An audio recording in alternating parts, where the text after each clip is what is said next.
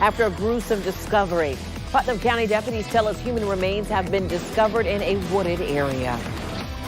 Now, while deputies cannot say whether the remains found were those of 20-year-old Naisha Nelson, they do say the remains were close to where Nelson's car was found Thursday. They also say they are not giving up the search for Nelson, since it's still too early to determine whose remains were found. News4JAX reporter Bree Isom has the latest on the investigation.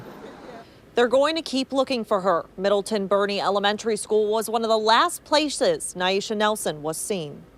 Just to find her car and not her, to me, that if that was my daughter, I'd be going crazy and I'd want to know where she was. Community members gathered off of County Road 308 in Crescent City today to continue the search for 20-year-old Naisha Nelson, who deputies say has been missing since February 11th.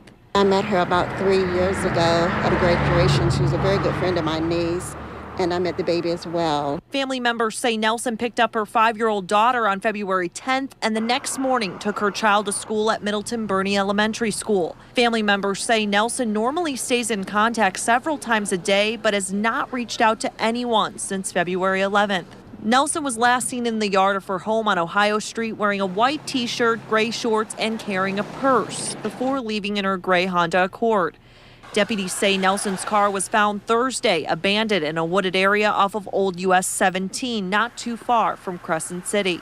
The search for Nelson intensified as the chief deputy Joe Wells says human remains were found at 8 this morning, about 4 to 5 miles northwest of where her car was found. Deputies say it's too early to determine the identity because all of the remains have not been collected. The deputies didn't say where specifically the human remains were found. They say they're still interviewing people in this case, and they say if you know anything, you should call 911 or Crime Stoppers. I'm in Crescent City. Bree Isom, Channel 4, the local station.